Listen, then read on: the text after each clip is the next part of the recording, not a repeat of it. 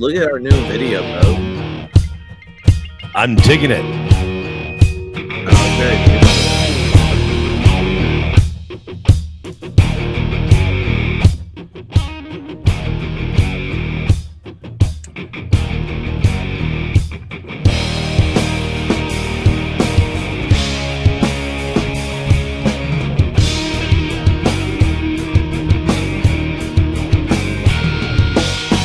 Well, I haven't seen it on my phone. I didn't realize there was foam coming down the side of the mug. Yeah. Cigars smoking. Hilarious. I was very amused with it.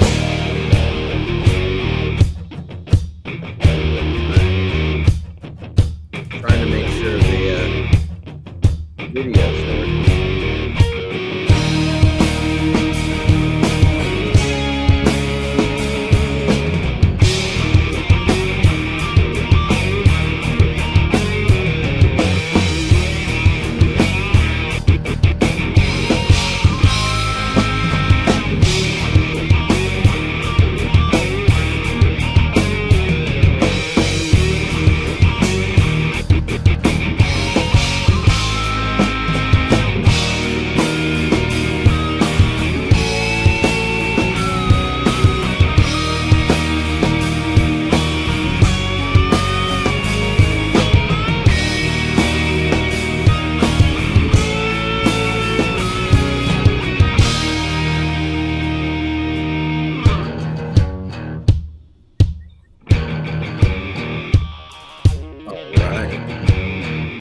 Brian, our normal countdown is 30 seconds.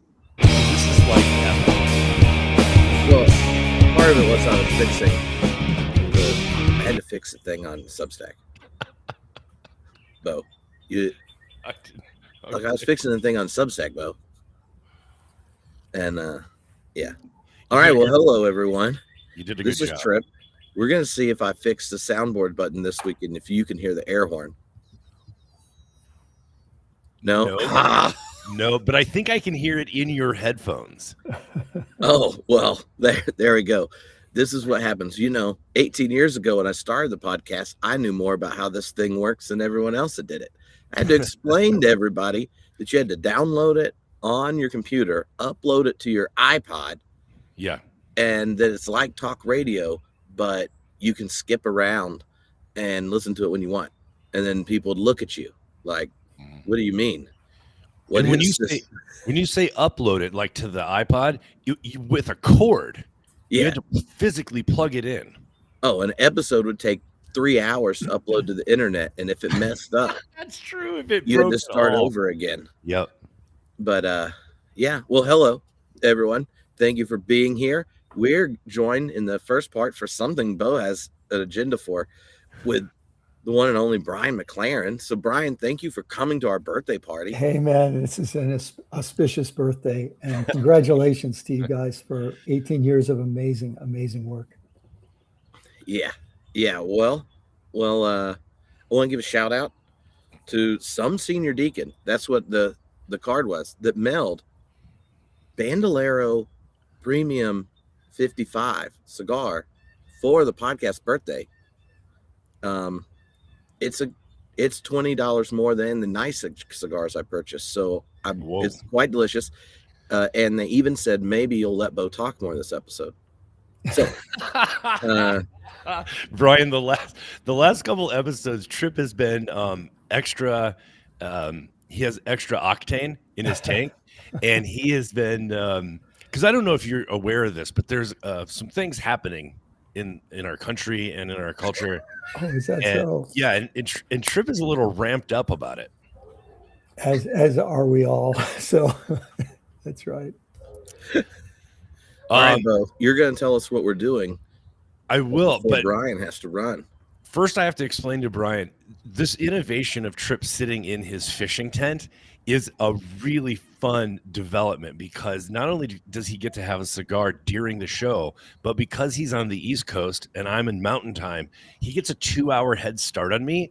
So I'm sitting in my church office, but I have to watch him sit A, outside, which looks lovely, and B, he gets to have a cigar while we talk. It's really it's an asymmetrical relationship when we're on this call.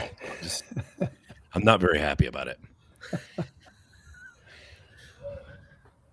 Hey, so what I want to do is Tripp has some giveaway stuff, and I have 6 questions that we're going to be watching the chat on, and the first person to get the answer right is going to get Tripp's going to mail them something.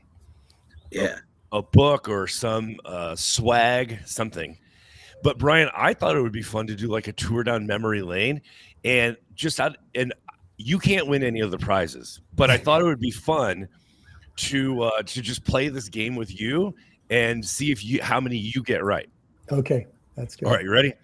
Very Question good. number 1. This is going to range over the 18 years. We start in the present moment. Out of 5 stars, what does Tripp's Homebrewed Christianity stream have as a rating on iTunes? Out of 5. 4.8. Oh, so close. 4.6. Look, the problem is every time I do an episode on certain topics, there's a certain group of people that just spam it with 1-star ratings, letting me know I'm either simultaneously not Christian because they're atheist and all Christians are fundamentalists, or fundamentalist and say I'm not Christian because I'm not a fundamentalist.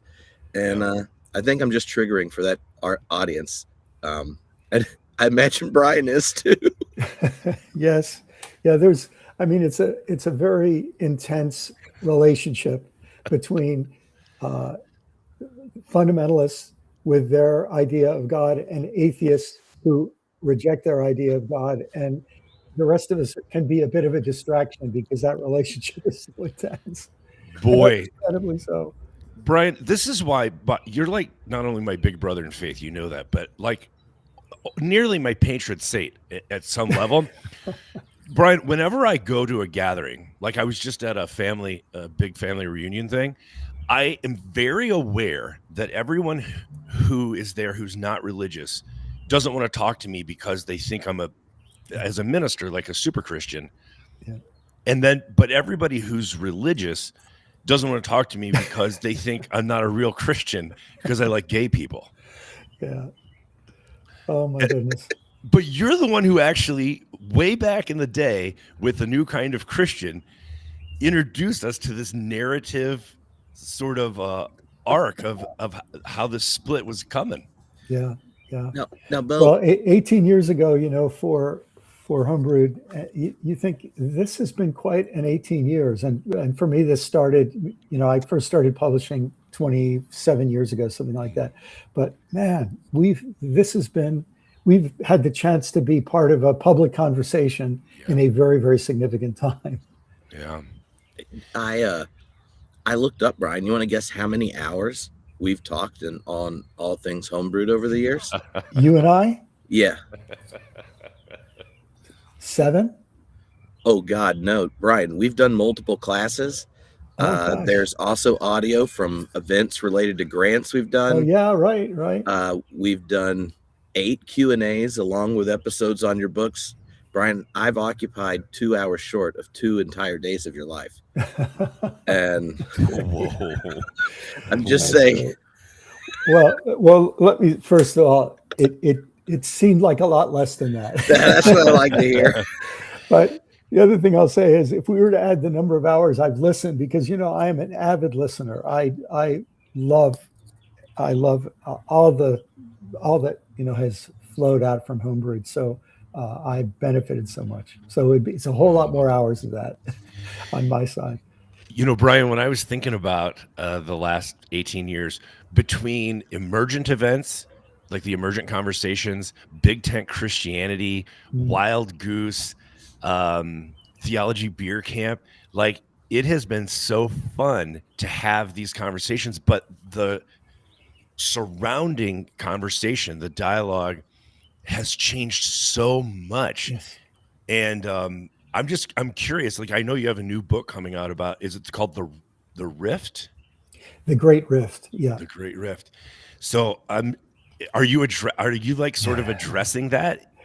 Well, that's part of a science fiction trilogy, Bo, and so the Great Rift refers to the major geological feature of Mars, which is where this is situated.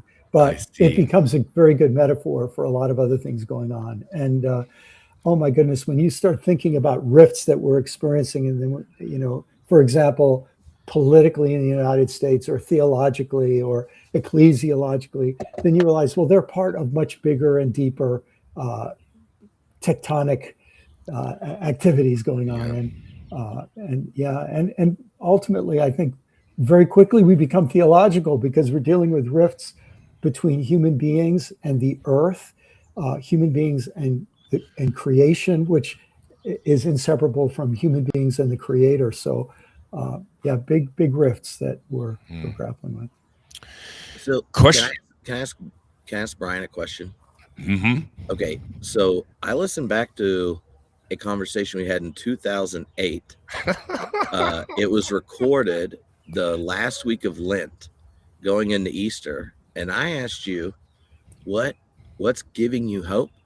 And you said, well, other than the new U2 album, which is like about as emerging church as it gets, to make Bono references.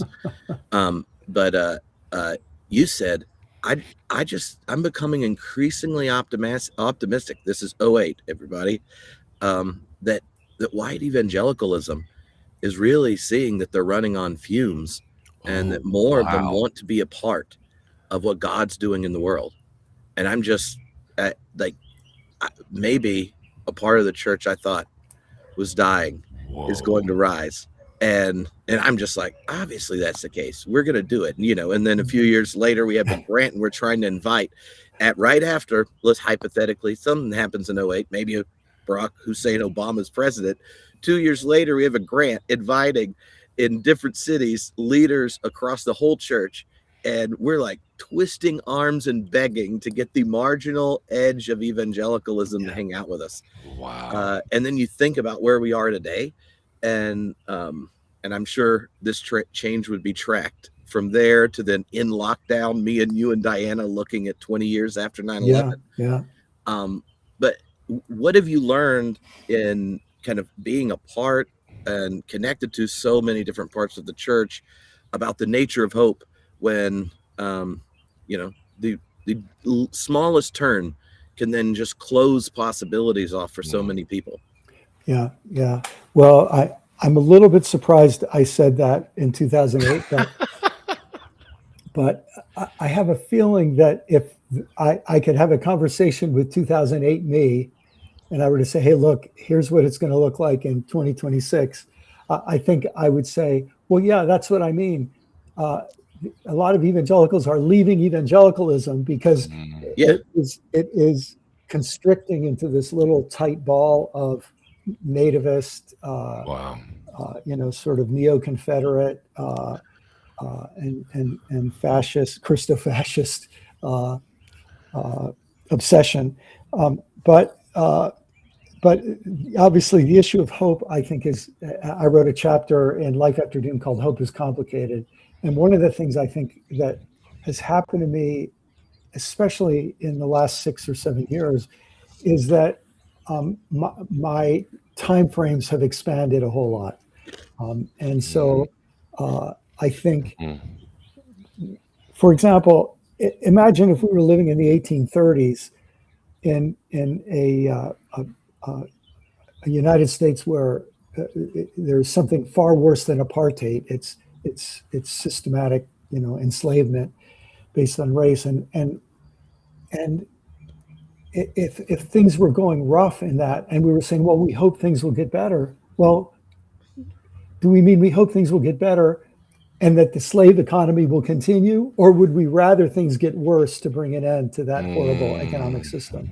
And so this is one of the challenges of hope, that when we see problems that are part of larger systemic issues, if we want those systemic issues to get better, often the conditions have to get worse first.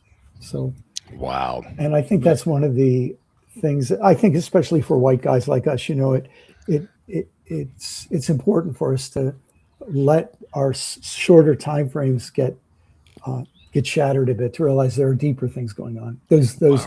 deep rifts are a big deal. And look, the work of promoting honest theological questioning and conversation that you guys have been involved with for all these years, that is a major contributor in these times of foment. This Homebrew has created a space where these conversations can happen. They certainly wouldn't have been hosted in most of our institutional settings. So, all right, giveaway question number 2. I know, but see, Bo, last time we had all these comments about the jokes we were making, but not actual guesses, and then you gave the answer, so you have to leave time for them. I have to. Okay, all right, I can do You that. should give the question, then we'll All right. talk about something else, then we'll give the answer. I got it. All right, watch how I do this.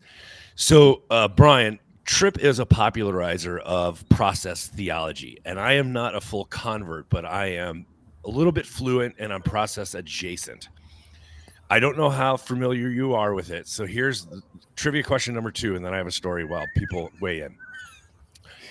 The classic virtues of truth, beauty, and goodness. In process thought, there are an additional 2. What are they? Now, don't answer it right away.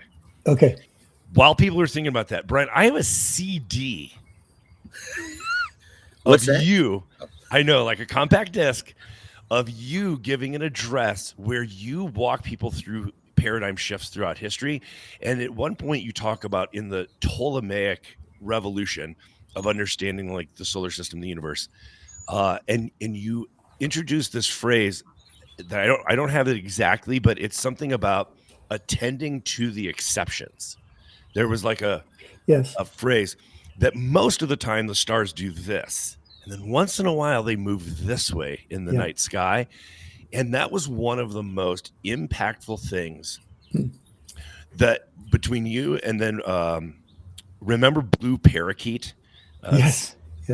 Yeah. Between the Blue Parakeet and the Ptolemaic attend to the exceptions, it was like pay attention to the thing that doesn't fit because it's telling you something. Yes. Yeah. The phrase was save the appearances. Save the appearances. Don't doctor the data would be a way we might say it. Oh, yeah. All right, Tripp, did I leave enough time? Yeah, but they're like 10 seconds behind us. But I see at least one answer coming in. Okay. So I assume if anyone else has some, then they'll have, it'll pop up. But one of my favorite bits of just thinking about process, like the last theological conversation for Emergent Village, when they do the big event on theology was, we put it together with the village at Claremont on process thought. And then at the big international Whitehead gathering, Brian joined me and like a bunch of our friends for a process theology track at the big Whitehead gathering with thousands of people. And it was one of the most fun things because no one comes to a process gathering that's international that's not into it. So we had the room that was like extremely ecumenical. All the people that are in there are from some different part of the church who go, yeah, if we're really going to address the crises we face, where the kingdom of God is actually good news for the present, we have to address like our relationship to the ecosystem, the way we are economically related to the church globally, and ignore the impact of it. That we have to take seriously the questions of idolatrous pictures of power that have been woven into our worship and like our liturgical language and stuff like that. And I just remember the meal after we got done with this for the week being one of the most fun experiences, because Brian and I at the same time realized we didn't have to justify any of those commitments the whole time. We're in a room with clergy and faith leaders from all these different disciplines. And it was like one of those moments that when I think of what I hope happens at places like Theology Beer Camp is where the contrast between the world as it is and the one God's dreaming of is assumed as our task, as opposed to like something we feel the need to legitimate. And it was thoroughly energizing. Oh, good memories of those days. Yeah. All right, Tripp, do you have answers? We got novelty and intensity, the Okay. production of beauty, and then people saying they thought Josh got it with novelty and intensity. And I think we should give them a hint, because one Okay. of the two, this is novelty and intensity are correct. These are not the words Whitehead uses in Adventure of Ideas. It's in there that there are three big moments in Western civilization: the recognition of possibility being a valuative thing, Platonist insight. Second, the cross, that a proper understanding of power is inverted from the domination system. And then third, Whitehead says what we learn in the doctrine of the Trinity is that genuine love is mutual participation and intersubjective connection. And that what is described in perfect love within the triune God and the Cappadocians is the model for the intersubjective life of all creation. And those are the three things. And then he's like, well, then what would that say about beauty, truth, and goodness, the eternal virtues? What ones would we have to add to it if we recognize all three? It is the centerpiece of the new reformation of religion that he dreams of in the chapter. Yeah, there. Yeah, that's the hint. And one of them I say all the time. So can I give a shot? Oh, yeah. Is it zest and creativity? Oh, so close. So close. It is zest. Zest is right. And it is creative action, but he doesn't want to use the same word as a metaphysical constant, creativity. So it's adventure and zest. Oh yeah. Fun man, stuff. didn't that just gets you excited just thinking about it? Tripp, Brian, I don't know if you've experienced this. People often... We should let Brian ask some question that we don't know about before he has to leave. Okay. Yeah, we have Brian on a timeline, so he's got to go work out. Sometimes people let me know that they don't believe, but they're glad I do, sort of thing. Like they're glad that they have somebody in their life. That's how I feel about Tripp and Process. Like I'm not as into it as he is, but I'm glad he is. Like I like hearing him talk about it. Yeah. Look, let me make an observation that I'd love to hear both of you comment on. It seems to me one of the many reasons I love Process and Whitehead and all the Christian process theologians, and it's been fun to get to know, for example, Swami Padmanabha, who is a Hindu thinker and writer who's going through a similar kind of revolution of process thought in relation to Hindu theology, But one of the reasons I'm so attracted is that I feel like we have this very bad disease in the Christian West of a certain kind of hardened neo-Platonism, and Process comes in and really tries to fix that. So it becomes this medicine to fix this very hardened, deeply ingrained disease. But what I become interested in is what would it look like on the other side of this if instead of trying to fix a version of Christianity that was already hardened, what will it look like?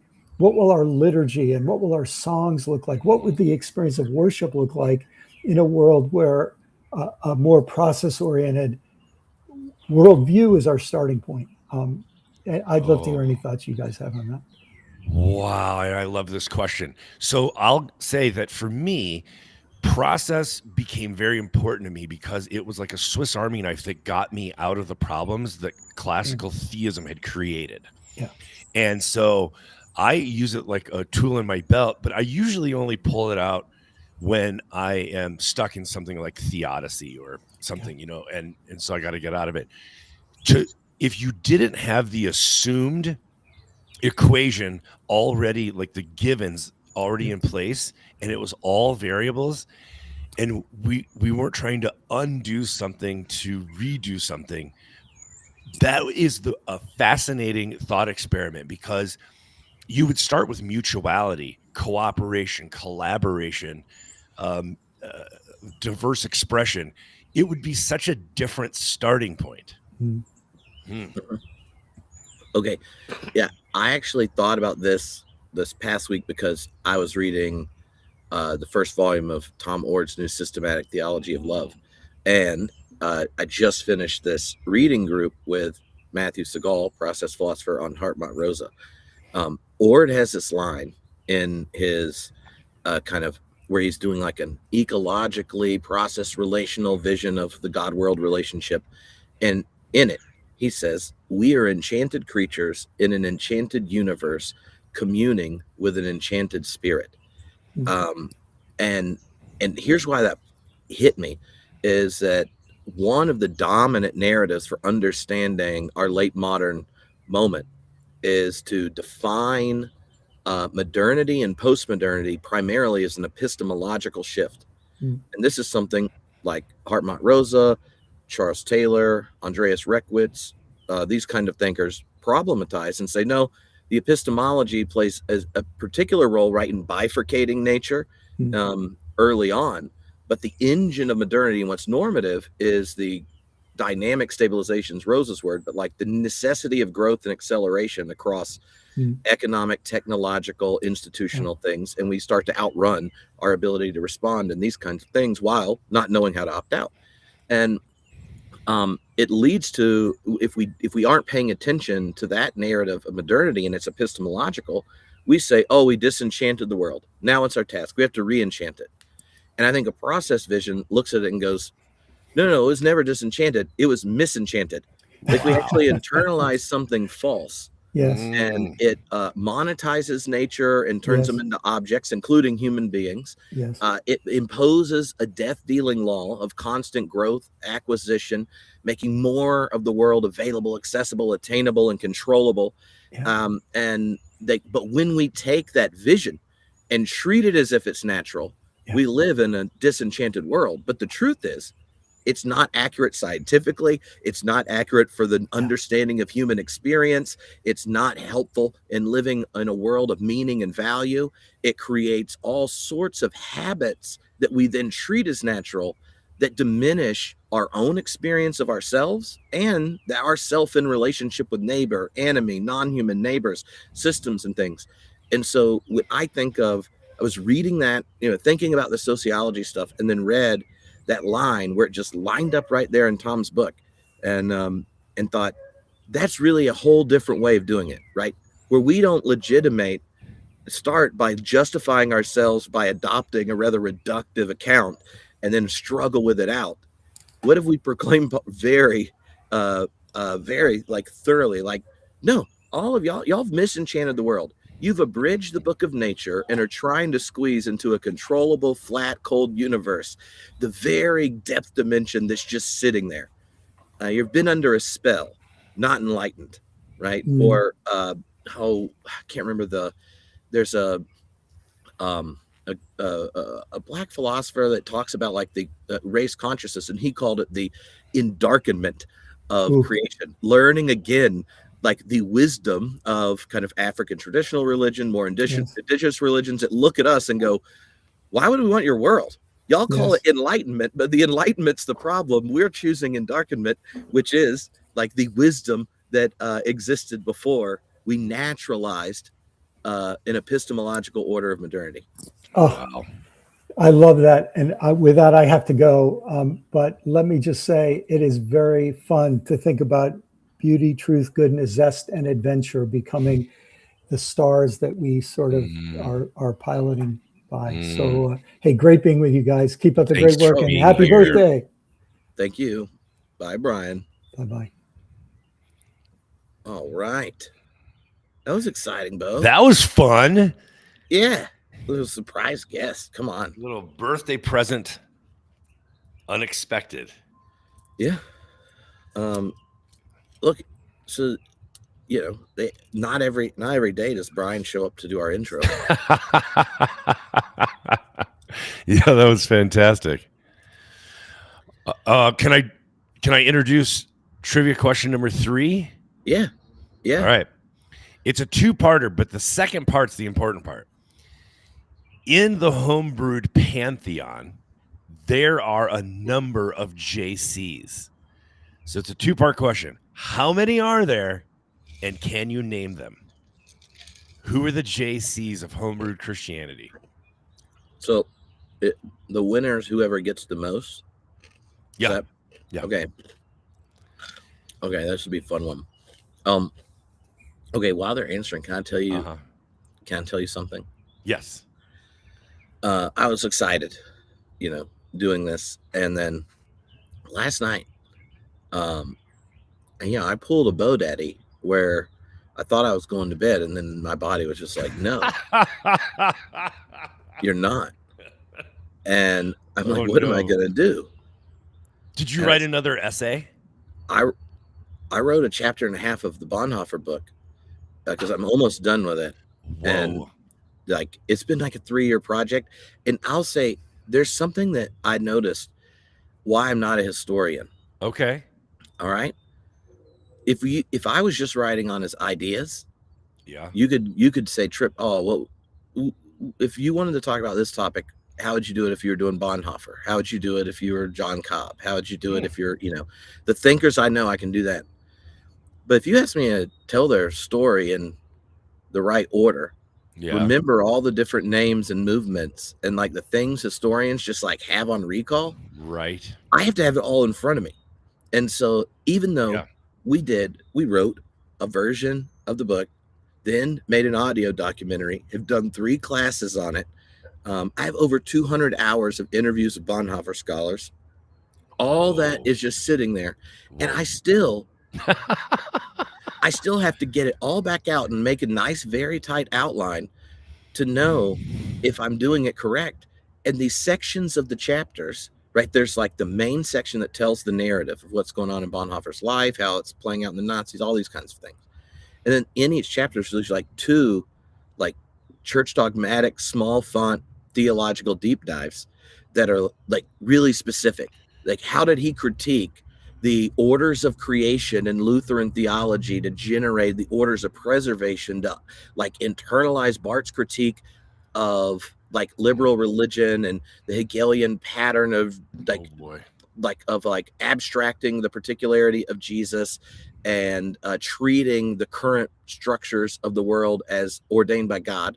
Because this beautiful argument into the orders of preservation, right? Because they're fallen and should be subservient to the direction, care, love, and justice of God, and that Christ should be a person in all his particularities and not an abstract principle of the cosmos that you can then project on Aryan race, et cetera, et cetera. Like that section, which should be the hardest to write, perfectly fine. I even remember like, oh yeah, it's in chapter 2 of ethics where he says this. Oh yeah, in letters and papers there's this. But if you asked me, like, when did he write his letter to his nephew and what did Betka think about it? No idea. I got to go look at all this stuff again. It's writing these chapters where all the things that most people that are familiar with history know, I like recognize them when I look at it again, but it doesn't come out. But then like a detailed argument that I'm trying to put in a short, accessible way for people if they want to nerd out, perfectly fine. Those just, oh yeah, this is how I'm doing it. And so last night I couldn't sleep, and I just said, bump that. I'm just gonna go write the next chapter. And I had like chapter and a half of the narrative just kind of flying because it was just all in my head. But then I only slept 2 hours. Oh no. But I was so productive. I'm going to take a nap when we get done. A birthday nap. Yeah. Hey, I found this Bonhoeffer quote that I had never seen before, but I thought it was really beautiful. He says, "Wonder of all wonders, God loves the lowly. God is near to the lowliness. He loves the lost, the neglected, the unseemly, the excluded, the weak and broken." Advent sermon? This is my guess. Oh, I don't know. Is it? Somebody just sent me a meme of it. Oh, okay. It sounds like what he was doing in Advent during the London years before Heckle. This is one of I think this is so funny. The German Christian church, like the Nazis, after they've taken it over, they were like, we need we're gonna move him to London, because he's causing too much trouble. Goes to London, didn't help. He just Bonhoeffer's like, I need to go in the wilderness and figure out what I'm going to do, kind of thing. and he just gets right into it. That's where he meets Bell, goes to the intentional communities and stuff, where he gets the idea for Finkenwalde. But they send like the head of the church over there to tell him, like, you're in a different country, so you can't say anything negative about our country over here, and you should probably drop all your concern about the confessing church things.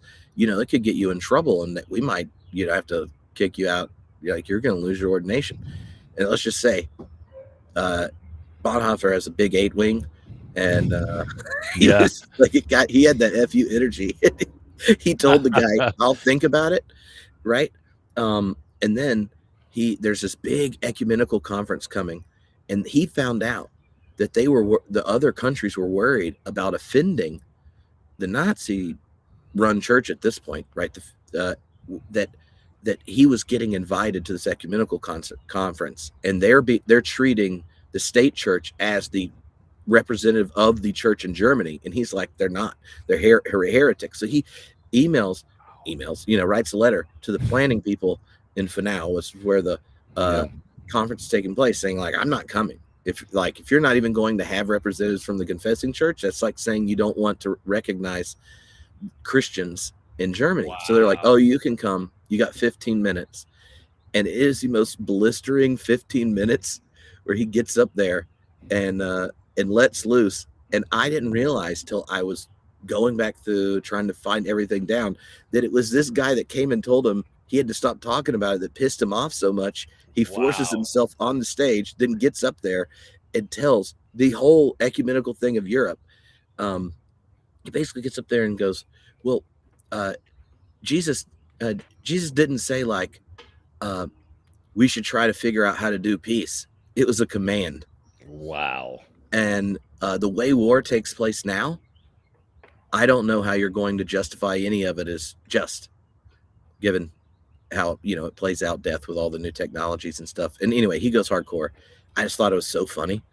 and I had never pieced together that he decided he was going and going to force himself on stage because some German dude came and told him what to do.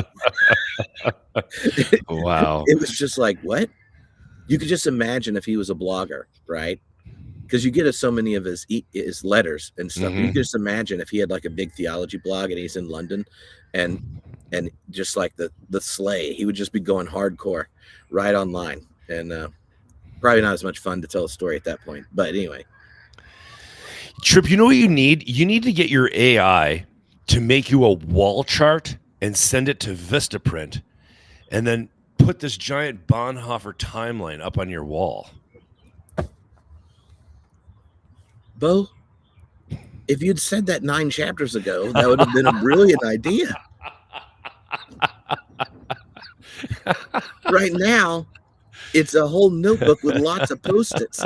And when I learn new things, I go put it on the right page with notes to where in his letters he discusses it or tells friends about it. Man. Oh, Lordy. Well, next time. All right. You ready to see? Let's see. Yeah. We got how are people doing guessing the JCs? All right. We got a Cobb crossing. We got Cobb crossing Jesus. Yeah. We got Cobb Caputo, just Catherine crossing Jesus Christ. Yeah. We got a Dom Catherine Cobb. We got a Christ Cobb Caputo crossing. Okay. So we got 2 people that got all but one. All but one. Okay. Here we go. So it's so Jesus Christ. They can both get prizes. Okay. It's Jesus Christ, John Cobb, just Catherine, Jack Caputo, John Crossan, and James Cone. Yeah. Those are the 6. He was elevated during our class on James Cone. And Adam Clark was there for it. But you'd had to have taken the class probably to have been present for the enthronement. And it's not like Rest in Power. He could come on and I bring it up to him all the time. Right. Yes. But at the Eschatological Banquet live podcast, though, we're totally going to tell him. Yes. Unless he's already conscious in the divine life and has prehended it in ways that we don't know yet. We just don't know. Well, it was an honorific, and that elevated him to a pretty elite status. He was already there, though. We just recognized it. Can I tell you something hypothetically that's 100% not official? Okay. Okay, let's say that in the near future there is going to be a gathering of people that had a high concentration of theology nerds. And let's say that at this gathering, we were going to do something that formally celebrates JC James Cone.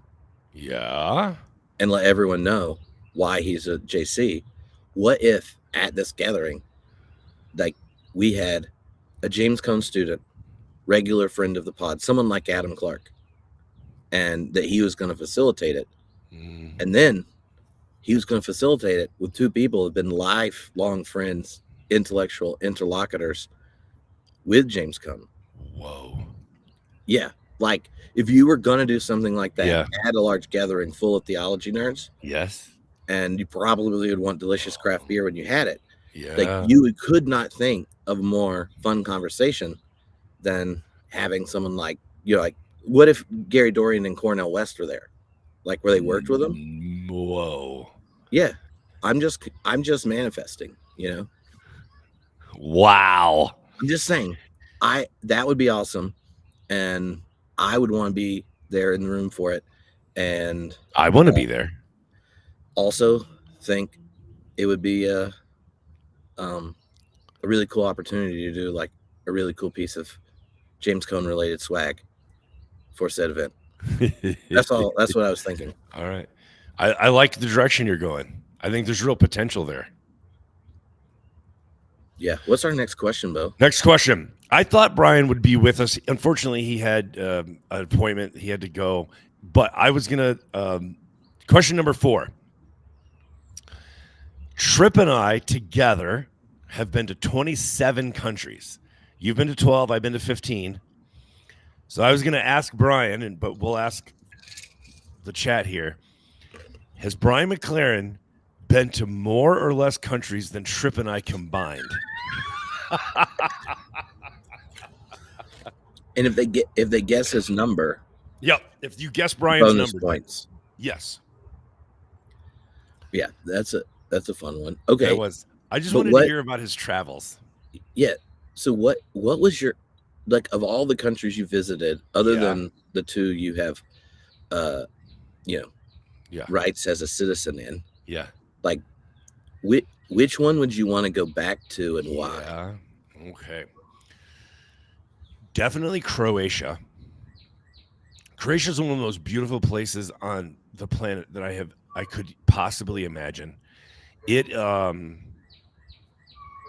and it has this unique history. So I'll tell you my quick Croatia story. So we had actually been in Bosnia, and then we had taken a group of Bosnian church leaders over to Croatia for a retreat because they have great whitewater rafting and fly fishing there. And we had taken them over on that side, and then afterwards we went up over the Dalmatians, which are mountains, down to this castle city, Dubrovnik, on, I think it's the Adriatic Sea, and to debrief and sort of talk about, how everything had gone, this cultural exchange we had done. And I let the person know at the place we were staying, listen, I get up really early in the morning and I don't want to like wake everyone else in the house up. And they said, well, just go for a walk. You'll find a coffee shop down the hill. And then, they even have English newspapers most of the time. You can read the newspaper and then come back. So that's what I did. But the problem is, Tripp, this is pre-cell phone, so pre-GPS. I'm trying to find my way back to the house, and I'm having difficulty because none of the street addresses make sense. Like 1158 would be next to 814. I've told you this story before. You know where I'm going. But I had real trouble getting back to the house. Next to 67? 6, yeah.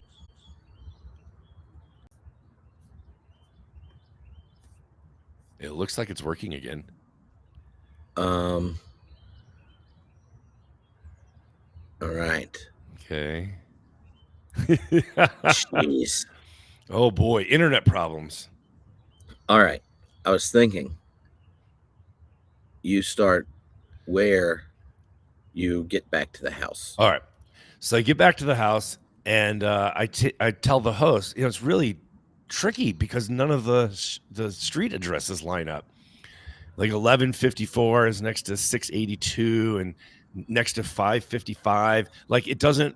And he said, "What are you talking about? Street addresses? Those are the year that the building was constructed." And it's what made navigating back to the place we were staying so difficult. So not only did like the hills, and walking up. Yeah. Anyway, it was a very good cultural experience. So I have a real soft spot for Croatia, just as a beautiful place. But I think I'd rather go, if I had to go to one place, I'd like to go back to Australia. I had so much fun in Australia. I was in Perth. I was in Perth in Western Australia. But I would love to go to the South Coast, see what that's like, the Golden Coast, and then obviously, the two big cities in the East. I think Australia is just an epically interesting place, and I would go back. I would definitely go back. Oh, that's awesome. That's awesome. Well, I even learned to drive on the opposite side of the road so that I could go to this place called Brumby's. Ooh. That had these little pies, not like American pies, like apple pie and peach, savory pies. Like we would call them like breakfast pot pies or something. Mm-hmm. And I was so addicted to Brumby's, this restaurant, that I learned to drive on the other side of the road just so I could go there and get pies. I understand. Learning to drive on the other side of the road is an experience. And after the first time I tried in Scotland, I was like, I'm going to rent a car and just drive around for a day without family members in it. Yeah. And when we got back to the States, they had put roundabouts in downtown Raleigh that weren't there before. And the first time I went on one, I went the wrong way because I'm like, this is the way you go on roundabouts. And oh no, it led to some screaming in the car and a near-death experience. Ooh, that's terrifying. By the way, when I went to Australia, I had this plan because it was winter in the U.S. and so it's summer there, and I had this plan. I was going to be there for 10 days plus travel, so I was going to be gone almost 2 weeks. Tripp, I had planned to do like push-ups and sit-ups and get a tan because it was summer, and I was going to come back home nearly 2 weeks later. I was planning to lose 8 to 10 pounds and be in good shape and tan.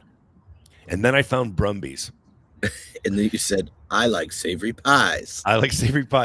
And then when I got on the plane to fly back home, and I was it was the same airline, and I was sitting in the seat, and I realized this is a little tighter than when I flew over here. Yeah. Okay. So if I don't know, I don't think it's fair to count Scotland since I lived there 3 years. Right. Because then it's like, I want to just see friends. But if I was going to go anywhere, what I really want to go next is go to Berlin to do the Bonhoeffer class again, because I had so much fun in the Bonhoeffer house, and it filled up. So it means there's people that would like to go. And now that I'm going to be done with this book, I think my talks during it and everything and the tours and stuff will be even better. But if it's for fun, Munich. Oh, I loved Munich. Yeah. It's like the best German lager in the world. There are beer gardens everywhere. Yeah. Beautiful architecture because it's part of it's more Catholic than Protestant. So they didn't have the Reformation didn't ruin the hype when it goes to art and architecture. Their big cathedral started building in 1520, right? Like this is when Luther's writing Freedom of a Christian and, letting loose. Down in the Catholic part, they build this big Catholic cathedral with 2 domes that look like breasts to symbolize the mother church. Oh, wow. And, yeah. And, or at least that's what the tour guide there told me. And I'm just believing him because it's too good of a story for it not to be true. But I love Germany. I love visiting Germany. Yeah. But the beer gardens in Munich, and you walk around so much that I thought I was going to gain weight. But you walk around so much, and the food there, it's just so much more clean than Americans. I broke even at a 3 to 4 liter a day pace, though. Like, imagine 3 to 4 liters on top of, you're like, oh, I could get fried pork again. As someone that all but one day a week has 1,900 calories, and anyway, you to go whatever. I'm not even tracking this junk. It's not like there's kettlebells there, so I'm using my TRX for short workouts, but just walking 20-some thousand steps. Let me tell you my Germany story. So in 1997, we were headed to Russia because communism had fallen, and Christian Protestant churches were sort of flourishing, but they needed some leadership development. And I got drafted to a team, and we were headed over there. But I had never traveled internationally before. So we actually stopped in Germany for those of us who had never traveled internationally to practice our cross-cultural navigation before it was go time in Russia. Yeah. And so we land in Germany, and my job is to get us around on the train system, the subways and trains, as practice for cross-cultural navigation, as just a learning experience, because I've never not been in an English-speaking country, right? Yeah. And so, German trains are significantly more organized than the train systems in former USSR. Having been to both? Yes. This is what my story's about. Okay. No, you'll like this. So I'm in Germany, and I'm looking at the train schedule, and I have to go up to the booth and buy us tickets because it was before everything was automated. And I have to buy us tickets. And so what I decided to do, because it was a learning experience where they just threw you in. They didn't coach you at all. You had to problem solve. So I decided I would buy us tickets. The furthest destination we could go on this one line, even though we weren't going to go all the way there, I thought the easiest thing to do would be to buy the destination town at the end of the line. So you didn't want to under purchase. You wanted to make sure you're paid enough that whenever you need to get off, I'm not breaking any rules. Right. I didn't want them to come to us mid-train and go, this is your stop. No, we have to keep going. But I didn't pay enough fare. So I say the name of the town at the end of the line. And the young man behind the booth, on the other side of this plexiglass, his eyes get big and he smiles and he says, again? And so I said the name of the town again, and he starts to cover his mouth laughing. And I don't know if it's because my pronunciation was so bad or because the way I was saying it was a bad word is the sense I was getting. So he calls the rest of the staff away from their stations to come over and hear my pronunciation of Konstelstapelwach. And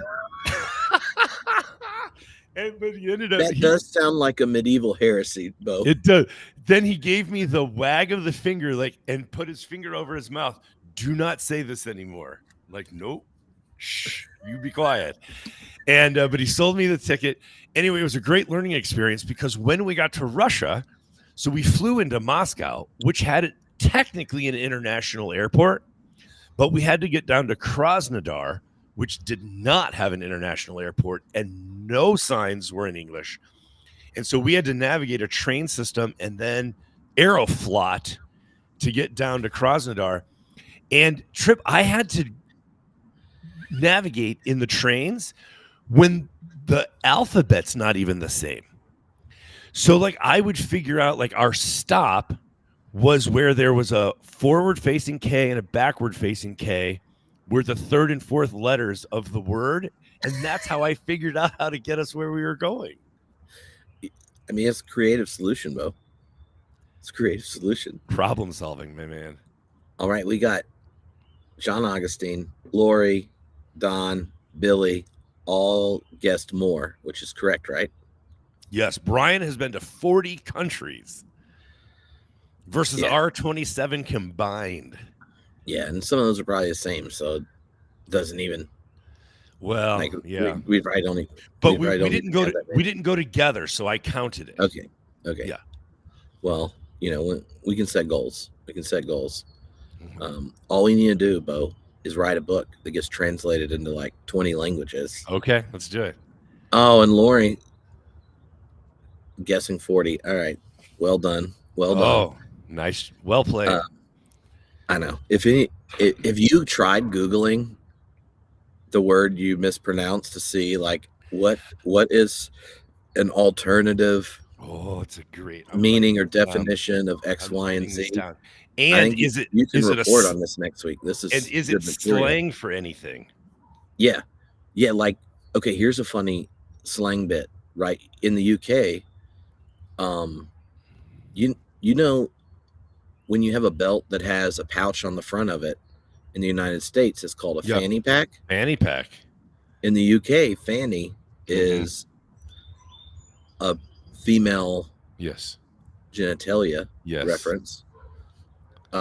When I got the offer to Edinburgh and Alicia and I went and visited, it's late at night and I went to go get us some more drinks.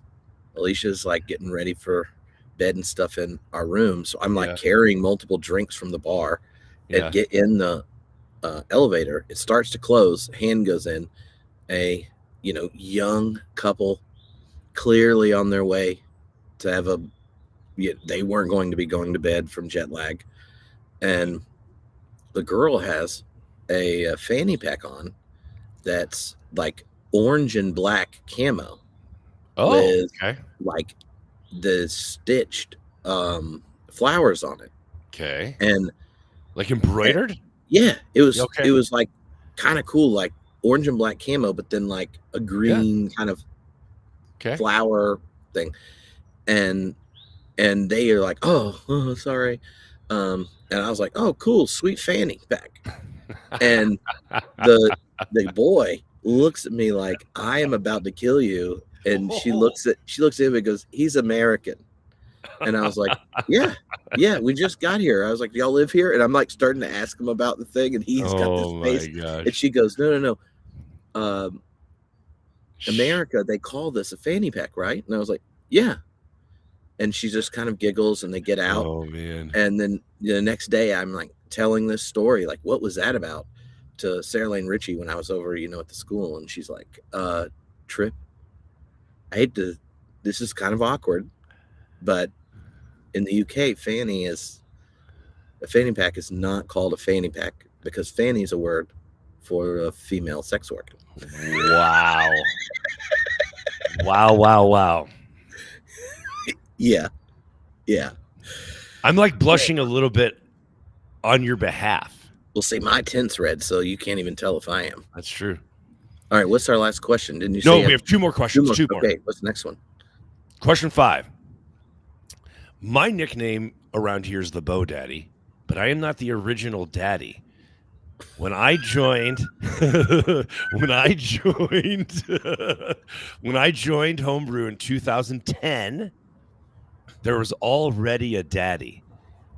What was his name and nickname? The OG Daddy. The OG. Yeah. So in 2008, I started a podcast called Everyday Theology, which is still my email address. And it was doing okay. I had like 1,100 listeners. And then when I moved to Claremont in 2010, Tripp said, hey, why don't you migrate over and join Homebrew? And you can start by editing but migrate over and bring your listeners and we can combine powers. And you had like 10,000, 20,000 at that point. And so I came over, migrated some of my crew over, and then Wonder Twin Powers activated, and it really took off from there. I think you had 18 when I came over, and because I remember when we got to 30. Oh yeah, and that was around the time we started TNT at some point during that. Yes. And this is funny because there was an office no one was using at Claremont, and some particular faculty member just gave we thought no one was using. And some faculty member gave me a key, and we started live streaming. But then you could only stream audio. Yeah. What was that thing called? What was the thing we would stream? Mixler FM, and we did it like if you listen to the early episodes, we're basically imitating sports talk radio for theology back when theology had real blogs. Yeah. And so Bo would be like scouring the theology blogs and finding topics that would trigger me. That's absolutely true. Back then, because you had is it pronounced Patheos? Mm-hmm. Had all sorts of progressive Christian blogs. You had Emergent Village Conversation, and then there was this other philosophical group called Itself or something. And we had a friend or two who migrated over and joined the Wolf Pack over there. And it got quite contentious for a while. Oh God, I forgot about that episode. Oh, but you know how it started? I told you the story of when one of our mutual friends that was friends with one of the people that ran that set us up to have dinner? I think you did tell me. Okay, it's really awkward. I'm not going to tell it now. No, okay, all right. It was okay. By that, I thought it went well and had a lot of fun until it turned into a 4,000 word blog post. Oh, see, that's how it used to work. Yeah. Which, okay, let's be honest. Wouldn't you rather someone write a blog post and you link to you and then you read it and respond and link to them better than fitting it in 120 characters or whatever and just like, let me pick the most, what is the most arson version of what I want to say? Or when we would have our live events at like Monkish Brewery and somebody would be in there from a Fuller or a different place. And we'd think like, oh, cool, like we're building bridges. And then the next day they would post shit talk about our live event. Oh, I know. And look, I'll just okay, here's something. Jesse Turry remembers the blog wars. Jesse Turry also answered the question first and fast. But before that, I just want to say one of the funniest things about doing this 18 years is how many people started complaining about something, usually because they're like, I can't believe you have this big of audience. Yeah. And we could do it better and blah, blah, blah. And then they start a podcast that is like always stealing some, it's like some theology, Christianity, something, and then some alcohol reference. And then they have 6 episodes and quit. And there's probably 40 of them. So I'd just like to dedicate this question to all those people who thought they could do better and never even got to 10 episodes. And we're almost at 3,000 total from all the Homebrewed podcasts. So I'm just saying. When I first started listening to Homebrew in 2000. Also, Nick and Josh. Where are you at? Oh, I was just going to say this. I was just going to say that Nick and Josh were your big competition, your rivals back then. But they were fantastic. They seemed like really good guys, but most of their episodes were just ramble casts, right? And we just call that an intro. Exactly. Yeah, we call it banter.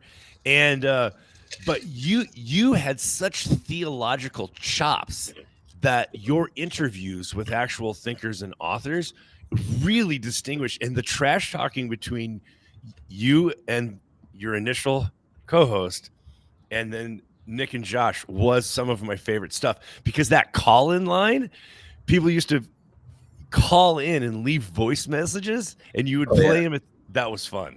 Yeah, and people would call in impersonating people. So there was someone, I'm not sure who, that called in and imitated Mark Driscoll. There was someone that called in as Shaquille O'Neal, the big Aristotle, telling us what's wrong with our philosophy. That was a Thomist, right? Big Aristotle, but it was Shaq voice. We had the Elder Napoleon. Yes. Oh, that guy's calls were hilarious. Oh my gosh. Oh, it was so funny. And if you go back and listen to some of the early episodes where we're using them, and I can't remember if I took some of the intros out for episodes that are high traffic, where you're like, what in the world's going on?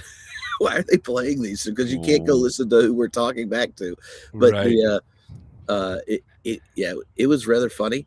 And we had our call-in line, and I had a song for it because our phone number was 678-590 678-590 brew 678-590 BREW, and then people would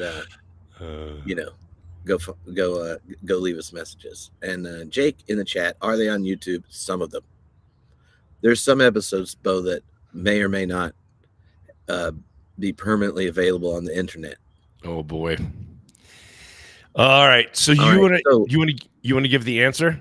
Yes, because Jesse Turry got it almost immediately, probably immediately with the delay. With the delay. His answer, the CrawDaddy. Look at that. Yeah. Right there. Jesse Turry, elder of graphical sweetness. Yes. CrawDaddy. I started the podcast with Chad Crawford. I called him the CrawDaddy.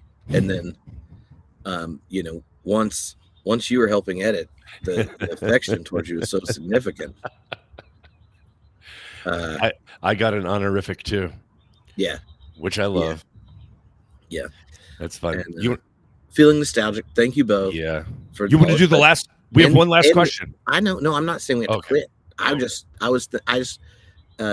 For those that don't know, Chad had mental health crisis and died, and so he's not here. And every time he gets to this, I always think he was the one that was really insistent. No, we should do it as a podcast. Then anywhere around the world, if people are having the questions, we could connect to them, and they won't feel alone. And then we can share the stuff that's in the ivory tower that they don't need to go to graduate school to do. Yeah. And he's like, we could do this. Like, you're really good at doing this, blah, blah, blah. And he saw it way before I did, but he was also just my best friend. So showed up at 3 a.m. or so when Elgin was born. Wow. Was the first person to meet him. Well, other than me and Mom, but He had such a distinct timbre. He was such a sweet person, and he had such a distinct timbre to his voice that he actually got called to do a voiceover for a superhero villain. He's from Austin, Texas, and his voice was deep, not as deep as yours, but like it had the Texas thing, but not so thick because it's Austin, Texas, and. Yeah. Oh, God bless Chad. All right. One last question. You ready? I think so. What network was Rob Bell doing a pilot for when we got to meet him? Oh. And if no one gets it, I have a clue. Oh, what? Okay. Yeah. I remember that. Do you want the clue? I think I have a guess. Okay. But you should give a clue because I'm not sure. Okay. He was doing it in partnership with Carlton Q. From Lost. Yeah. Not the Oprah Network. Somebody guessed the Oprah Network. Not a bad guess. Not a bad guess. That's a fantastic guess. Oh, my gosh. Yeah, that was a fun event. Yeah. The funniest part about that, right? Like, I guess you had ran into him at something, and then he's like, "Oh, well, let's record a podcast backstage." So we go to like where they're taping pilot episodes or test episodes or whatever. And it was one of the funniest things because like he wanted feedback, and there are all these bits in the show, and then the last 10 minutes. It was like a variety show of sorts, mixed with a church service. In the last 10 minutes, he does a mini sermon. Yeah. You're right. And so you're like, oh, this is going to be fun, blah, blah, blah, blah, blah. Rob Bell mini sermon. Like, and what you did it at the end as opposed to like your opening monologue. And I just remember sitting there thinking like, well, I can't tell him that he but you really are one of the best preachers. Like, why can't you just do that? Yeah. Because I'm not sure on the and they did that Q&A where Carlton was just like asking him questions, and I'm like, Rob's so much better if he knows what he's plans it, and like he crafts every little thing in a talk. And now you're watching him like improv stuff that you can imagine when he like Rob Bell's it. Yeah. But the he's too guarded when he does like it. He's so intentional when he plans stuff that then when it's improv, he's extremely guarded. And I should have known that before we did the live podcast at Monkish with him. Because, Bill, you want to tell everyone what happened at this at the Rob Bell experience of the live podcast at Monkish? Monkish? Remember, it was Rob and Pete and Barry. And Barry. I mean, I remember a lot of interesting things that happened that night, but I don't know which one you would want me to. Oh, okay. So Rob had heard about the live podcast from Pete Rollins, and he said, because I just like edited the science section and what we talked about when we talked about God, and it was like, I'll do this, it'll be fun. And then we're like, oh yeah, okay, you want to do what Pete did? I don't think Pete had explained to him what happens at them. Like, Pete didn't go, hey, when Kester came in town, we all dressed up in pirate outfits, and I was a winch, and we did the whole thing this way. Or remember the time you hired a magician? Yes. He went table to table doing magic tricks. Yeah. So I think he just said, oh, it's cool. Like, they get an audience that shows up at a brewery and do this thing and blah, blah, blah. You know, there was no explanation. So Rob's like, no, I want to do what you do. And then, so I'd planned fun games with Rob, like putting tweets up with the faces blurred and he had to categorize them. I forgot. Still there or farewell. And like, so I'm like explaining to him how it's going to go. He's like, oh, I can't do that. Yeah. And I was like, well, okay, well, there's also a preaching game. He's like, okay. Which again, he didn't ask for details. Yeah. Then we started the thing, and he gets like, no, I want to ask you questions. So you could tell he had a plan, right? Like, I want to interview you. And then he says, well, his drink's empty. Someone's got to fill this up, which led to people just refilling my beer significantly. So by the time it gets to the end, the preaching. Yeah. And I had like told people to tweet with a particular hashtag. Yeah. A sermon title. Yeah. And the text. And I was like, yeah, we're going to have an improv preach off. And Rob's like, oh, okay. Well, then the band comes up, starts playing No Woman, No Cry. And I proceed to sing my sermon to the melody. And make a series of jokes that the room thought was very funny because they're used to coming to our live podcast, to which Rob goes after it's something like, well, when you know you lost, it's best to just recognize it, or something like that. It would just kind of end. Oh my gosh. And then I get the email that his agent person is like, there are these whole series of things that happened in this that don't need to be on the internet. Oh my goodness. That event was so fun. One of my favorite, so two little things that happened sort of behind the scenes, but that I thought were really fun. There was, at one point, there was like a little panel thing, and people were doing a Q&A from the audience. And I had been a church planter, or I referenced church planting, and obviously Rob's a famous church planter with Mars Hill. And I don't remember how it came about, but I remember Pete Rollins being completely bent out of shape because he too was a kind of church planter with the icon and the I don't know what you would call them, prophetic liturgies. Yeah. Enacted the pyro liturgies. Stuff is what he ended up calling it later. Yeah. Right. And he was so bent out of shape that Rob and I were answering the questions about church planting, and he's like, didn't get the recognition, and he was like, I'm a church planter. I just remember that being super funny, that for all the things Pete's known for, I hadn't really categorized him as a church planter per se. Yeah. Well, yeah. I'm just self-editing.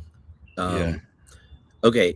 There was also a film crew there that night for a different project that I don't know if it ever saw the light of day. It saw the light of day? But the funniest thing is I found the files when I was like, when I found an old computer, and I have the whole video of all the stuff that Rob cut out. So next time we're together, bro, I'll play it for you. Okay. One of the cameras is on his face. Yes. So his face trying to control himself when I start singing my sermon is one of the funniest things that I just thought, man, someone should just stick thought bubbles on his face.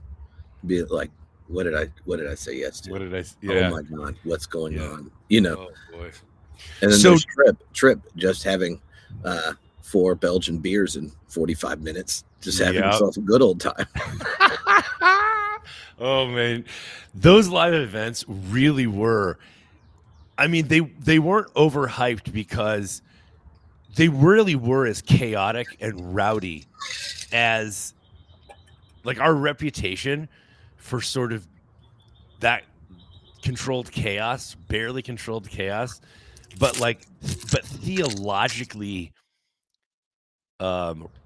rowdy was all I'm saying is it wasn't overhyped. People would come saying, "Oh, I've heard that these events are get a little out of hand or are a little over the top or whatever," but thought that was just being blown out of proportion. And then we had the event and they realized, oh, I didn't realize I was actually given the mild version of the summary. It's in person. It was far livelier than that. Yes, it was. After that ended and stuff, I was talking with Rob while he was leaving, and he's like, oh, he was mostly commenting on like the community that had been made through doing the live events and stuff like that. And my neighbor Joe, who was a writer over at Tosh.0, and some of his coworkers had come. They walk over, and one of the guys, he's like, I'm Jewish, but not that religious. And so he's like, I don't know if you've thought about this, Rob, but like, you're a really good communicator. And if I was going to go to a church, like, I feel like you're the kind of person that should preach. Wow. And Rob's just like, thank you. I've had quite a few people say that about me. He didn't say anything else. And it was so funny because they were just saying hi, saying bye while they were leaving. And I'm just sitting there going, oh, that's hilarious. Wow. What was the? All right, you want me to tell you their answers? Yeah, but what was the town that Monkish was in? Torrance. Thank you. Yeah. Oh, best beer, so good. Okay, we got Oprah, Lifetime, ABC with Oprah, Home Shopping Network, Trinity Broadcasting, which is funny to think about. Did anyone get it? Yeah, it was ABC. So the hint was the Carlton Cuse because he was coming off the high of just wrapping up Lost, as I understand it. And so he had a whole bunch of cred in the biz. And he loved Rob. And so they came up with this idea. They recorded 2 episodes of this pilot. I got to be there for both, and that was a real treat. And they were very different from each other. And you were there the second night with me, and we got to talk with Rob backstage in the green room. And it's one of my favorite pictures you took. I send it to you whenever it pops up in my memories. It was just a fantastic sort of turn of event. Because the first time I had met him, you weren't with me that night. And I just mentioned to him that, hey, we'd love to have you on the show. And he said, I love Homebrew Christianity. And he's like, do you think Tripp would come tomorrow night? And so that's how you and I got to go back. It's pretty fun. Oh yeah, it was fun. All right, so let's see. John Augustine got it. Yeah, he said ABC. All right, what's the last question? No, that's it. Those are our questions. All right, so if you're one of the people that got them right, you should send me an email with your mailing address, because you don't stick it in the chat. I know you probably shouldn't, but I'm just reminding you in case you think I'll just stick it right here for everyone in YouTube that sends an AI to scroll it for things like this, don't do it. All right. Okay, Bo. Yep.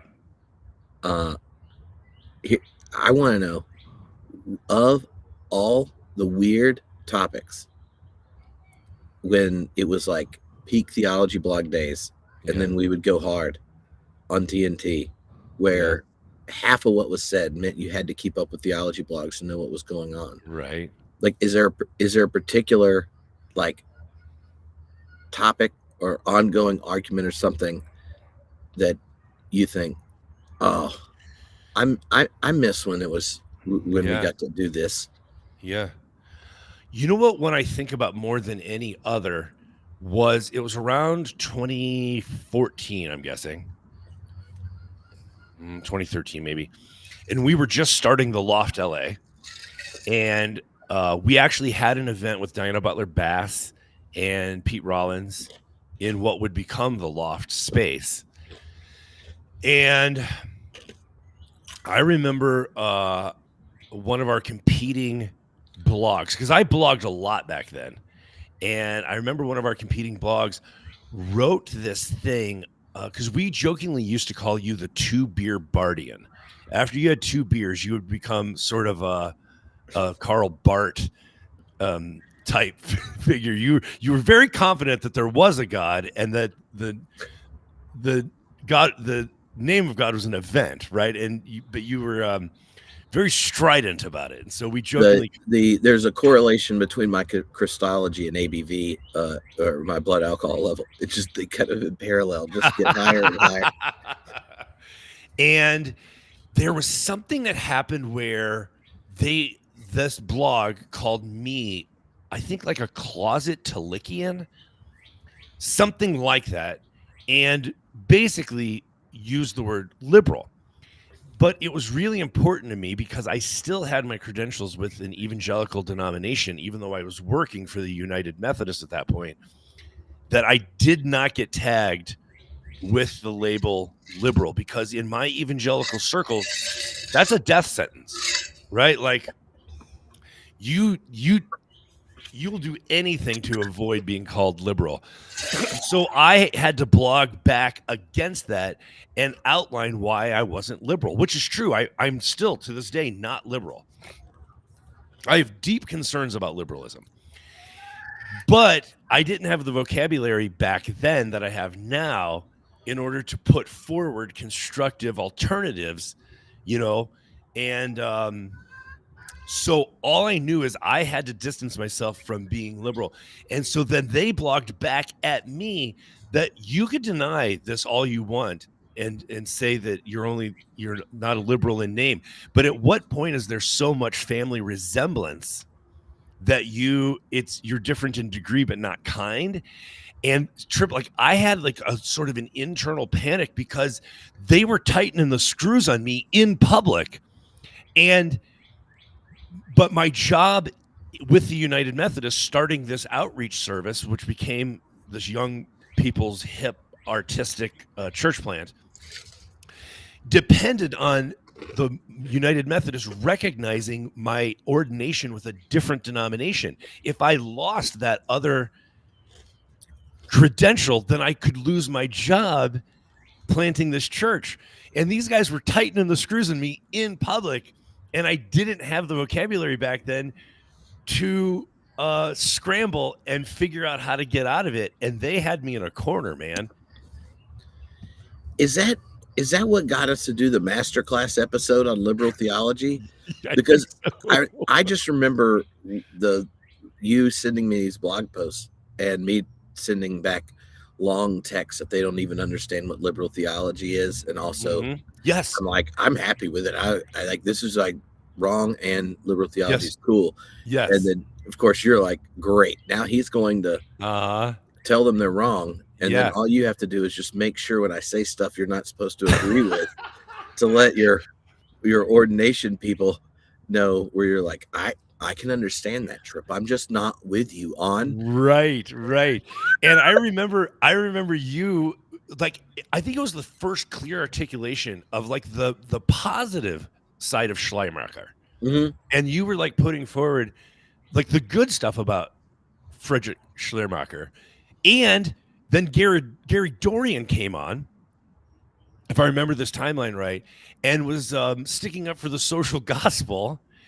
And it was like, whoa, no. Homebrew can't become more liberal. That's not what I was thinking inside. Well, see, now you don't have to worry about it, Bo. Nope. You can go full process. You can. It really is. Love Can I your just be feeling honest? of absolute dependence.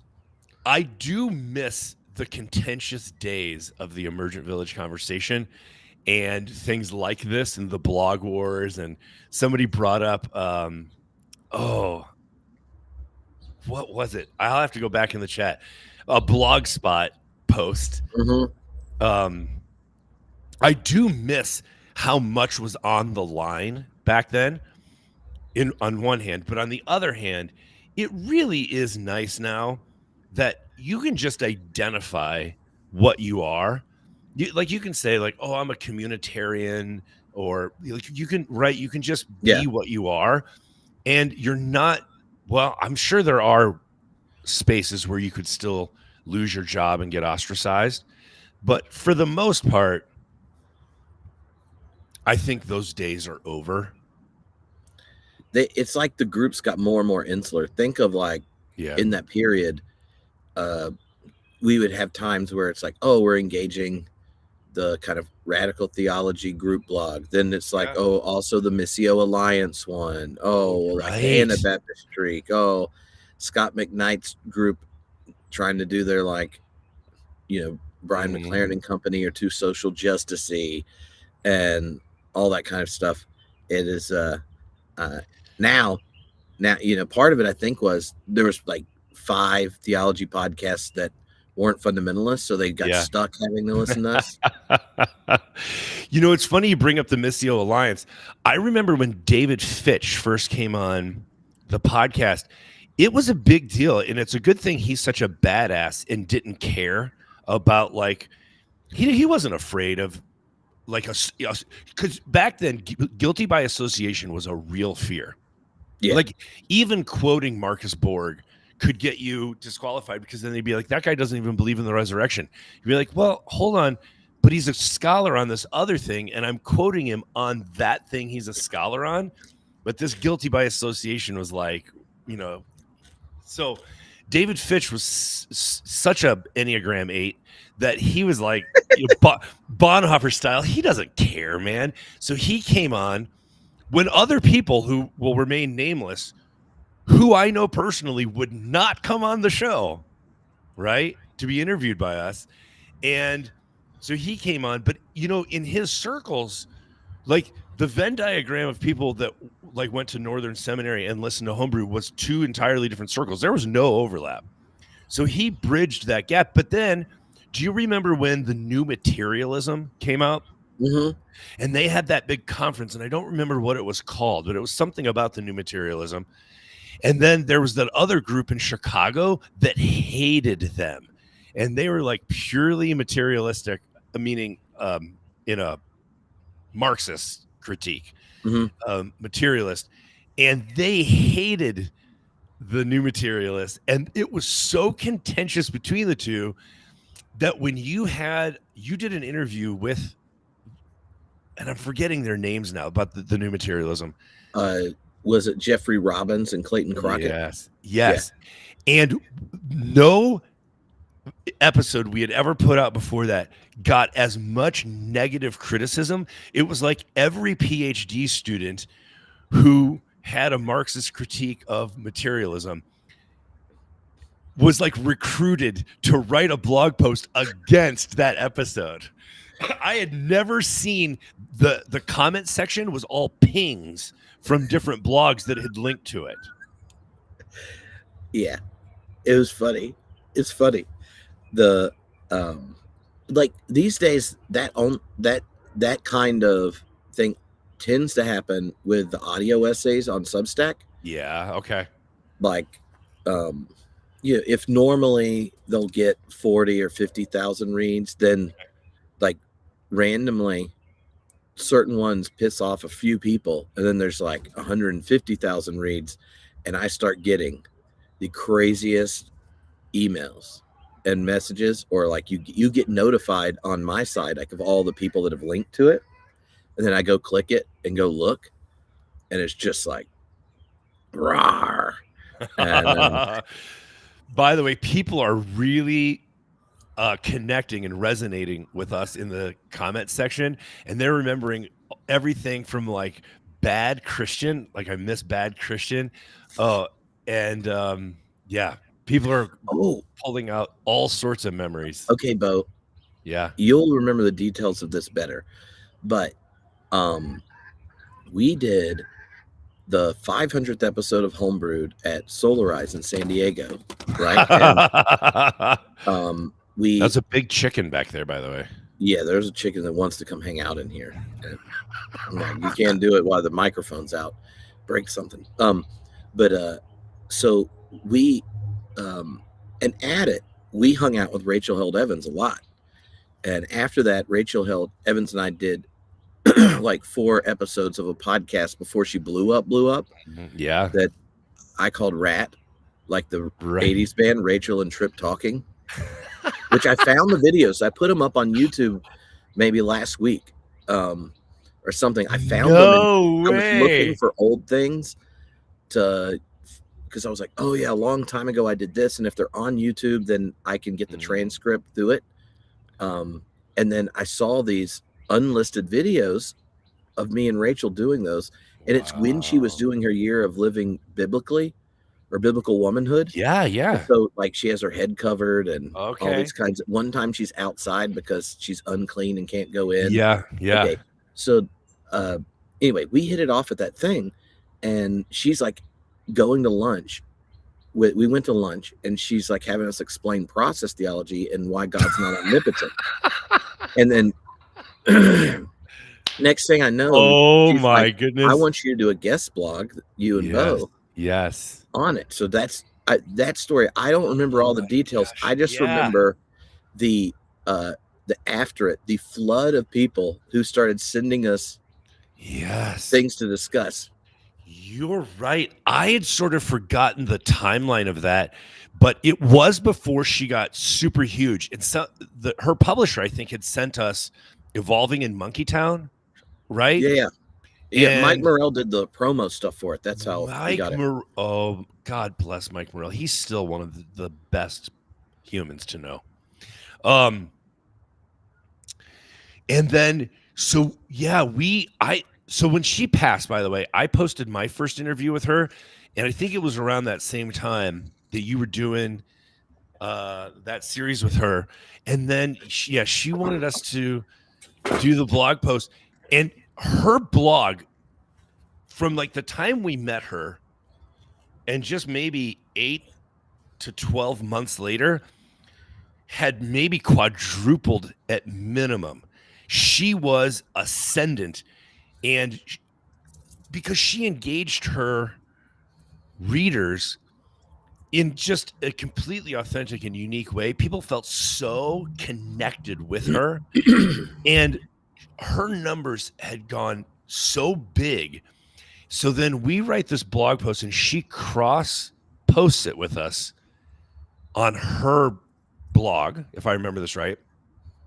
And the comment section of people who were engaging this idea that God wasn't omnipotent for the very first time was so like we could not keep up. Like 1,000 comments, right? And so this is back before you could aggregate things. We had to physically go through, copy and paste all of those, and then try and organize them thematically. And it turned into, God, I don't remember, weeks of posts just responding to questions from that initial post. And the numbers that we got by cross-posting with her were like, I had not seen numbers like that before. It was dynamic, man. Yeah. And it was so funny when like when she was like, I had no idea this was going to get so many people upset. Because she's like, even if you don't agree with it, it's really clear that like the motivating thing is taking the cross seriously and like God's goodness. Like I don't understand why people are so upset. And I'm like, you're so nice. Yeah. Oh man. And I remember when we were trying to write the thing for her, like I remember sending you stuff and then you're just like, Tripp, do you know who reads her blog? You cannot say prehension in a Rachel Held Evans blog post. You not only used the word prehension, you also used the line, but you have a saucier version of it. I think it's an Elizabeth Johnson quote, if I get this right, that something when she's talking about the Trinity, she talks about it's not two boys and a bird. And then you have a version of that where you talk about the cock and the crown. And you had, do you know what I'm talking about? Yeah, the Trinity bit was, I got it from Keith Ward, where he and his wife are visiting some cathedral when they're traveling. They don't know he's the Regius Professor of Divinity at Oxford, right? And they went to see this huge painting that's like the triune God, ancient painting thing in this cathedral, and their guide says, "Oh, and this is one of our famous pictures. It's of the Trinity, the Father, the Son, and the Holy Pigeon." And Keith Ward tell the story complaining about the kind of Bardian post-liberals that think God's literal name is Father, Son, Spirit, where he's like, so what happens if like intense subjectivity evolves on another planet where they don't have two genders required for reproduction or an atmosphere fit for winged fowl? Like he's just like, well, why would you want to say like this is God's literal name? Like the language only makes sense given how we reproduce and in the biosphere here. And the cock and crown bit was taking the G out of kingdom, because in the essay, that's right. I said we have all this language in Christianity where like Jesus is undermining kingdom language by how he does it. Yep. And it's not patriarchal, inserts references to Jesus that undermine patriarchy, and it's not a kind of divine monarch. It's Abba is king and Abba is judge, and doing this thing.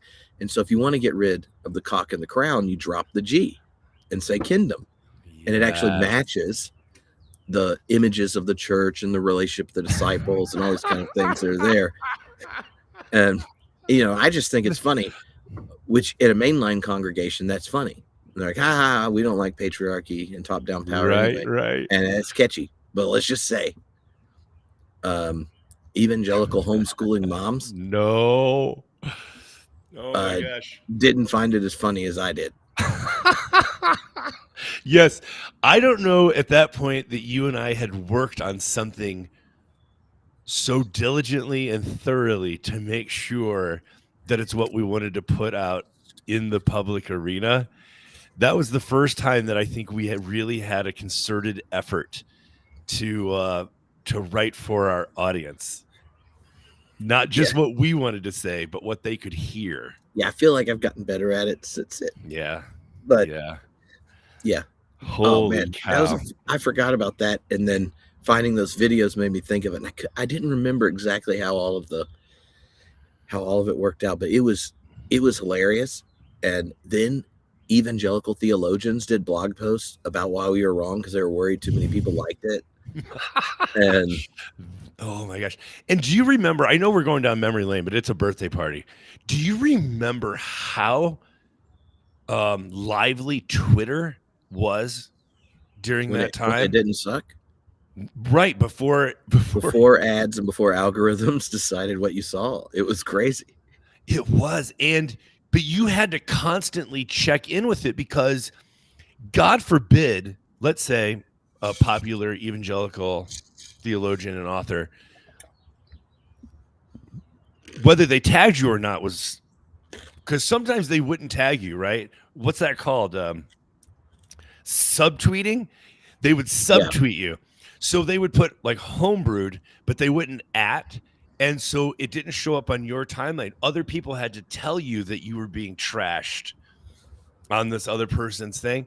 And then you had to get in right away. So like if you were watching a movie and then, 7 at night and you find out that you're being trashed, but the person subtweeted you, you had to get in there right now, because otherwise that thing could take off and you'd have a mess on your hands the next morning. Oh God. Yeah. My favorite was when when there was a whole thread that was like the heresies of the TB connection. And they meant Tripp and Bo. But and it was just like a litany of links to our episodes with us saying heretical things in this person's mind. Yeah. And I saw it, and I saw these people responding, and I'm just like, I just replied, TB connection sounds cool. Also, I do endorse everyone listening to these episodes to discover the inability of someone to take another position so seriously, to then use random quotes out of context rhetorically, to then dismiss their intellectual and faith commitment for doing this in the public square. I guess bearing false witness is no longer problematic. And I thought that was funny. And of course, homebrewed people thought it was funny. Yeah, yeah. This guy, nope, no basket. And I met him at AAR like 2 years later. And he had gotten fired from the evangelical school he was at. And come to find out, a lot of it was your same concern, where you're like, I don't want to get branded this. Yeah. And he had put the interview with Moltmann in his syllabus when they were reading Moltmann. And then like the parents of someone whose kid then started listening to the podcast because he recommended that particular episode goes process. And the parent is on the board at the school, and they're like, he's leading them astray. And so he's like, I was trying to save my job. I'm really sorry. And now that I can't lose it, I agree with a lot more than what than I would have ever said then. 3 quick memories. I'll do lightning round here.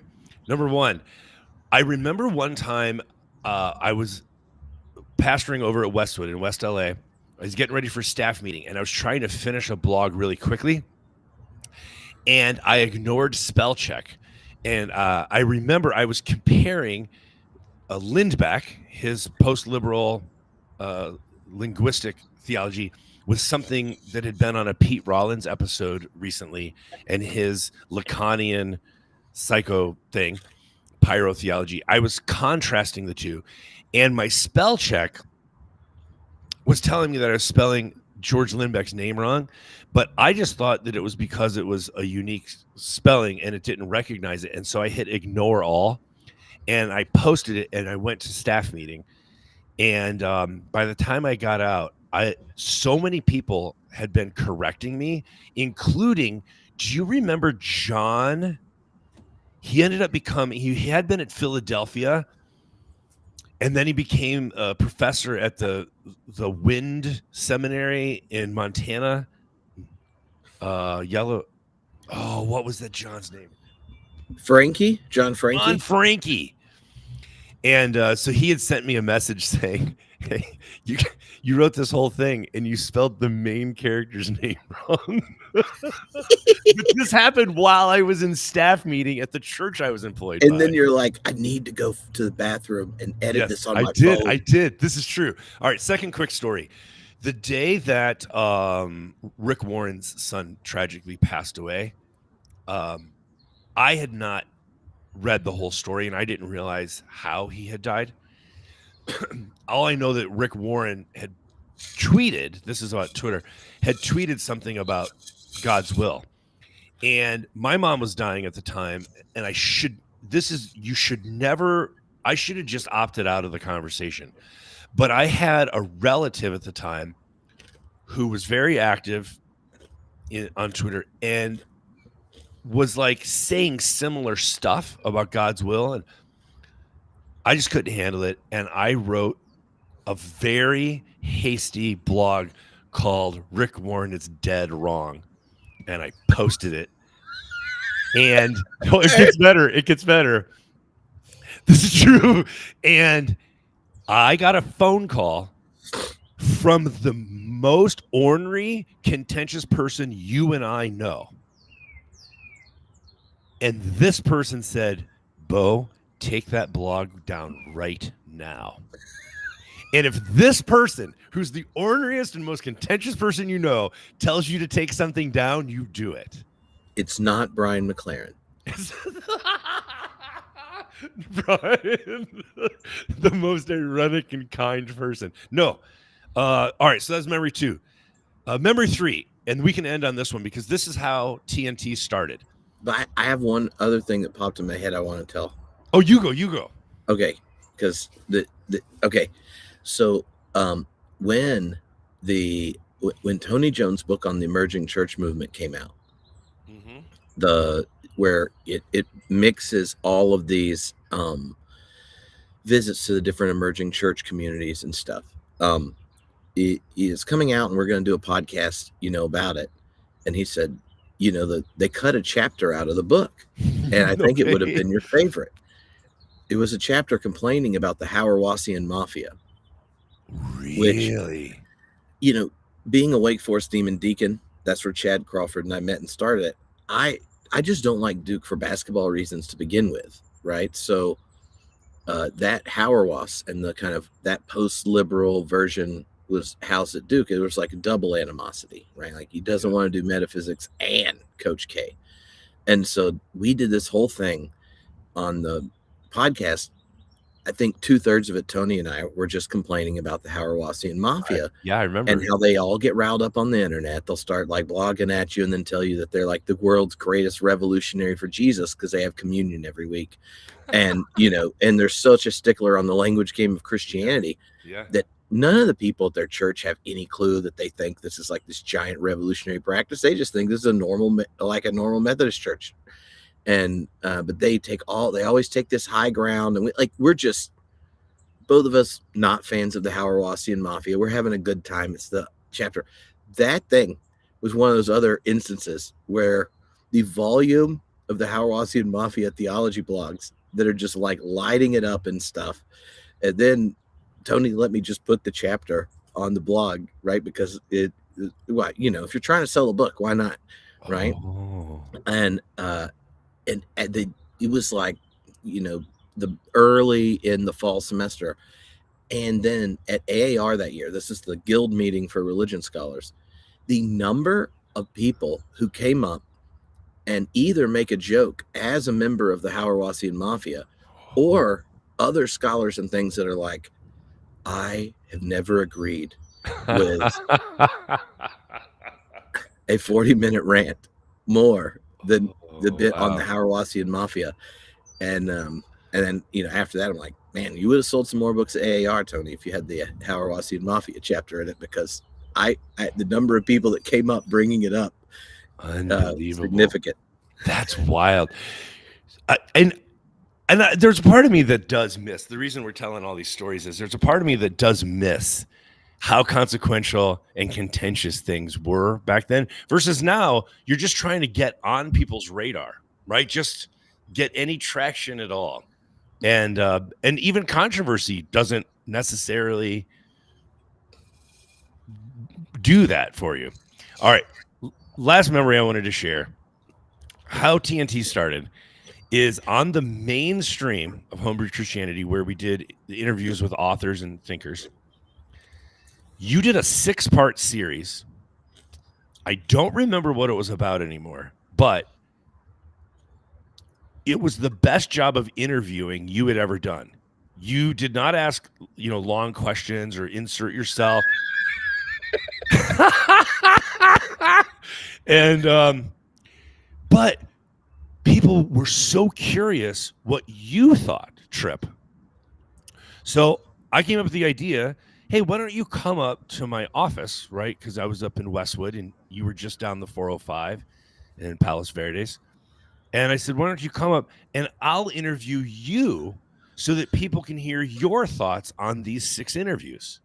Yeah, and what it was we had done a big blog series on what like, what is your biggest like God questions, right? And okay. the ones that were the most popular, then we went to theologians of kind of different schools of thought and asked them the questions. Okay. And our goal in the series was to see, with the metaphor homebrewing, like, here are 6 different visions that are all good, but then you'll be able to hear them all answering the same questions and see, like, oh, what parts of these different larger visions do I resonate with, and things like that.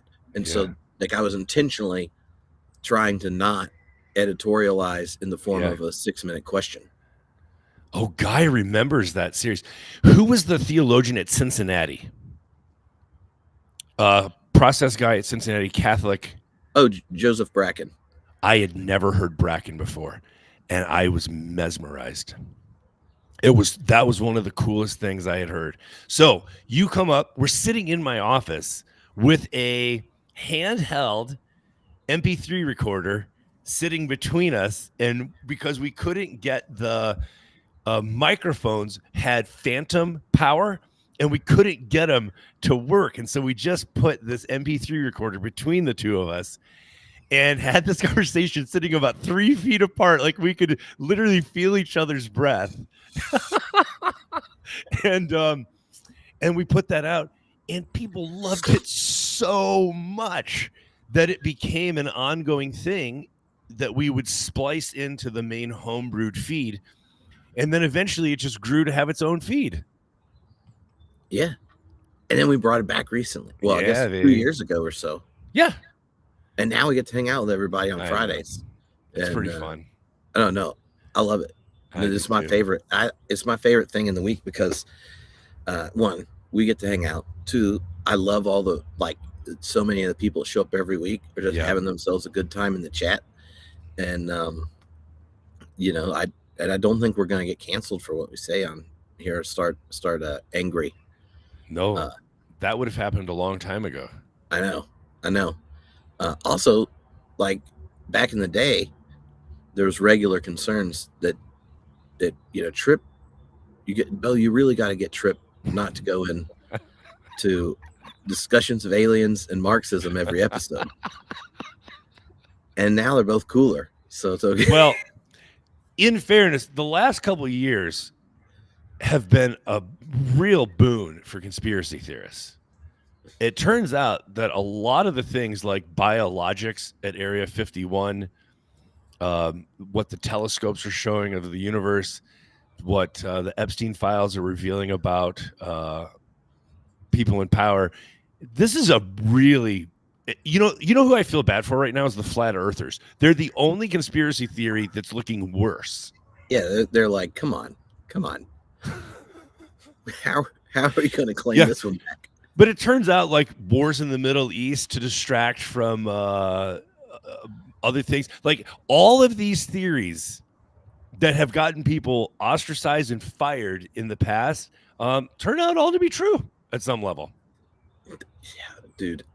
Okay, you remember how, like, there was a whole group of people within evangelicalism that after 9/11, Afghanistan and Iraq, they're just like, no basket, I can't do this. Yeah. And you thought, like, you think, man, at least we're going to learn something as a country, and realize just how embarrassing it was as a church to be like the biggest cheerleaders for it. Yeah. And it didn't happen. And now I'm like, oh God, let's just say the last few years, Bo, human depravity, increasingly demonstrable. And turns out we still need a savior. Yeah. If we can't get that, could we at least get a functioning democracy?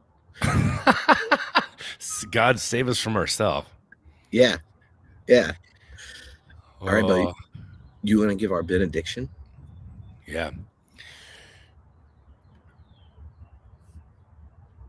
Raise a glass to 18 more zesty years